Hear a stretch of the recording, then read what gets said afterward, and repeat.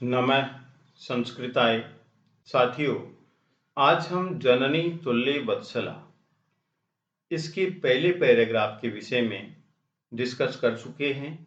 आज प्रथम पैराग्राफ के प्रश्न और उत्तर के विषय में हम डिस्कस करने जा रहे हैं। तो आइए साथियों, जानते हैं कि प्रश्नों के उत्तर किस प्रकार से देते हैं। माता का वात्सल्य अर्थात स्नेह सबके लिए समान होता है। इस चैप्टर का ये हिंदी में अर्थ है कि जननी तुल्य वत्सला। तो प्रश्न नंबर 1 है कि अधोलिखित गद्यांशम पठित्वा प्रदत्त प्रश्नानाम उत्तराणि लिखत। नीचे लिखे गद्यांश को पढ़कर दिए गए प्रश्नों के उत्तर लिखिए। प्रदत्त मीन्स दिए गए, प्रश्नानाम प्रश्नों के, उत्तराणि उत्तर, लिखत लिखिए। तो सबसे पहले तो हम ये पैराग्राफ पढ़ लेंगे जो हम पहले पढ़ भी चुके हैं और इसका अर्थ एक एक शब्द का हम जान चुके हैं। तो साथियों, बहुत ही अच्छी तरह से जानने के लिए आपको पहली वीडियो देखनी है, जिससे आपको इतना अनुभव हो जाएगा कि कौन से शब्द का क्या अर्थ है। ठीक है, तो आइए जानते हैं। अभी हम पढ़ रहे हैं कि कश्चित् कृषकः है बलिवर्धाभ्याम क्षेत्रकर्षणं कुर्वन् आसीत्। तयो बलिवर्धयो एके शरीरेण दुर्बले द्वेन गन्तुम् अशक्ते चासीत्। अतः कृषके तं दुर्बलं वृषभं तोदनेन नुद्यमाने अवर्तत। स ऋषभः हलम् ऊढ्वा गन्तुम् अशक्ते क्षेत्रे पपात।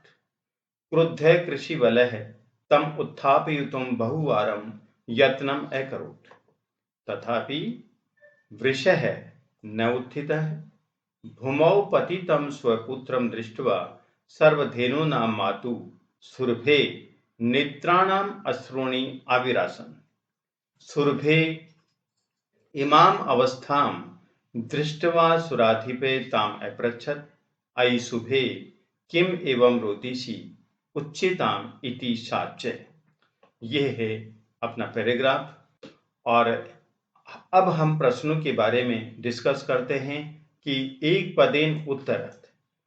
कृषके किसान बलिवर्धाभ्याम से बैलों के साथ किम कुर्वन् आसीत् क्या कर रहा था। तो देखिए, कश्चित् कृषके बलिवर्धाभ्याम से क्षेत्रकर्षणम, णय के ऊपर आप अनुस्वार लगा देना। णय के ऊपर अनुस्वार लगा देंगे तो आंसर ठीक हो जाएगा कि कोई किसान बलिवर्धाभ्याम दो बैलों से क्षेत्रकर्षणम, णय के ऊपर अनुस्वार लगाएंगे, क्षेत्रकर्षणम का मतलब खेत की जुताई, कुर्वन् आसीत् कर रहा था। ये उत्तर हो गया पहले प्रश्न का। दूसरा, कै दुर्बलम वृषभम तोदनेन नुद्यमाने अवर्तत। कै कौन दुर्बल बैल को तोदनेन पीड़ा देता हुआ नुद्यमाने है अवर्तत। तो इसका आंसर देखिए कि कौन, कै। तो यहां पर कै के स्थान पर आंसर क्या होगा। कौन उस बैल को पीड़ित कर रहा था, दुख दे रहा था। तो साथियों, कौन दे रहा था। देखिए, ये रहा कृषक है। या उत्तर है कि किसान उस दुर्बल बैल को तोदने नुद्यमाने अवर्तत, हाँकते हुए पीड़ा दे रहा था, चलाते हुए। ठीक है, तो इसका आंसर हो जाएगा कृषक है। प्रश्न संख्या 3 है कि ऋषभ बैल हलम उढ़वा, हल को लेकर गंतुम जाने में असक्त असमर्थ कुत्र पपात, कहां गिर गया। किसान हल को लेकर जाने में ऐसा समर्थ हुआ, कुत्र कहां, पपात गिर गया, कहां गिर गया। तो देखिए साथियों, वृष है बैल, ये उत्तर है यहाँ पर। स ऋषभ वह बैल हलम उडवा, हल को लेकर गंतुम असक्ते जाने में असमर्थ हुआ, पपात गिर गया, कहां गिर गया, क्षेत्रे। ये उत्तर देंगे, क्षेत्रे का मतलब खेत में गिर गया।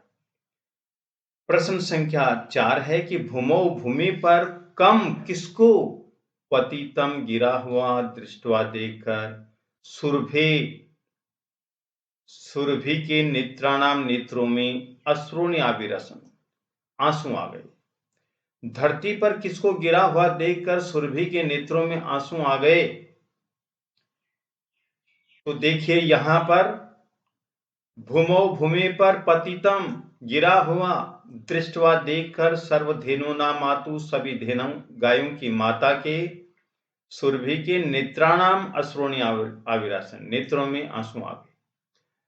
तो किसको देखकर गिरा, किसको गिरा हुआ देखकर? तो स्वपुत्रम, अपने पुत्र को। तो यहां पर इसका उत्तर क्या हो जाएगा? स्वपुत्रम। तो उत्तर क्या देखेंगे? भूमौ स्वपुत्रम पतितम दृष्ट्वा सुरभे नेत्राणाम अश्रुणि आविरासन। धरती पर अपने पुत्र को गिरा हुआ देखकर सुरभि के नेत्रों में आंसू आ गए। पूर्ण वाक्य उत्तरत, पूर्व वाक्य में उत्तर दीजिए। तयो, उन दोनों, बलिवर्दयो, उन दोनों बैलों में एक द्वेन, तीव्र गति से गंतुम, जाने में, असक्त, असमर्थ, किमर्थम आसीत, किस लिए था? उन दोनों बैलों में एक बैल तेजी से चलने में असमर्थ क्यों था, क्या कारण था?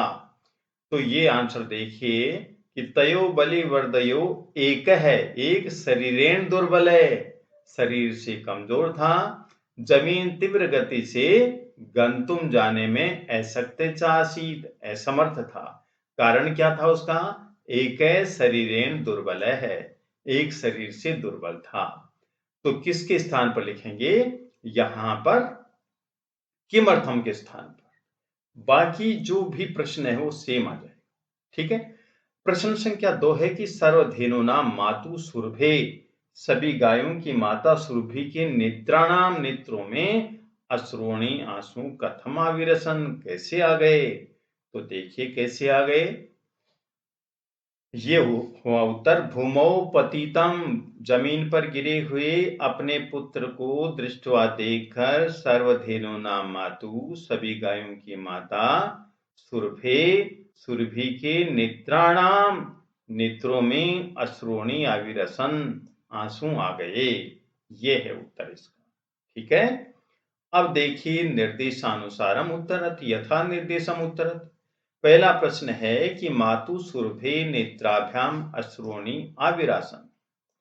तो इत्यस्मिन् वाक्ये, इस वाक्य में कर्तृपदम किम अस्ति, कर्तृपद क्या है? तो देखिए आविरासन आ गए, क्या आए? आंसू आ गए। तो कर्तृपद ये है, अश्रुणि आ गए, तो आंसर क्या होगा? अश्रुणि। नंबर 2 है कि आई सुबह, अरे सुबह, किम एवं रोदिसी, तुम क्यों रो रही हो? क्रियापदम किमत्र अस्ति, क्रियापद यहां पर क्या है? तो यहां पर देखिए क्रियापद क्या है? रोदिसी। ये उत्तर हो गया, रोदिसी क्रियापद। क्रियापद हमेशा वाक्य के अंत में आता है। प्रश्न संख्या 3 है कि गोपति इत्यस्मिन् अर्थे के शब्द अत्र न प्रयुक्त है। गोपति ही, बलिवर्द, वृषभ, ऋषभ, ये गोपति के सिमिलर वर्ड हैं, पर्यायवाची हैं। यहां पर कृषि वलय आंसर होगा। कृषि वलय का मतलब होता है किसान। प्रश्न संख्या 4, भूमौ पतितम स्वपुत्रम दृष्ट्वा सुरभि नेत्राभ्याम अश्रुणि आविरसन। भूमि पर गिरे हुए अपने पुत्र को देख करके सुरभि के नेत्रों में आंसू आ गए। विशेषण पदम किमत्र अस्ति, यहां पर विशेषण पद क्या है? तो साथियों विशेषण पद होगा पतितम। ये आंसर होगा पतितम। ठीक है। नंबर 5, वृषः इत्यस्य पर्यायपदम किम नास्ति, इसका पर्यायपद क्या नहीं है? तो यहां पर देखिए दोनों सेम आ गए हैं। तो यहां पर पर्यायपद कौन नहीं है? तो कृषि बल है, ये पर्यायपद नहीं, कृषि बल। ठीक है। तो बलिवर्द और ऋषभ दोनों पर्याय हैं वृषभ के। नंबर 6, अत्र गद्यांश किम अव्ययपदम न प्रयुक्तम अस्ति, यहां पर गद्यांश में अव्ययपद कौन सा प्रयोग नहीं हुआ है? तत्र। साथियों तत्र अव्ययपद इसमें कहीं पर भी नहीं है, देख लो। कश्चित् कृषके बलिवर्धाभ्याम क्षेत्र कृष्णम कुर्वन् आसीत्, तयो बलिवर्दयो एके शरीरेण दुर्बले द्वेन, गंतुम अशक्ते च आसीत् अथे कृष्केतम दुर्बलम वृषभम तो दिनेनुद्यमाने वर्तत सैरिष्वे हलमूढ़वा गंतुम अशक्तः क्षेत्रे पपात क्रुद्धे कृषि बले तम उत्थापयुतम बहुवारम यत्नमकरोत् तथापि वृषः नोत्थिते भूमौ पतितं स्वपुत्रं दृष्ट्वा सर्वधेनूनां मातुः सुरभे नेत्राभ्याम् अश्रूणि आविरासन् सुरभे इमाम् अवस्थां दृष्ट्वा सुराधिपे ताम् अपृच्छत् अयि शुभे किम एवं रोदिषि उच्यताम् इति साक्ष्य। तो कहीं पर भी तत्र नहीं है, तो साथियों उत्तर होगा तत्र।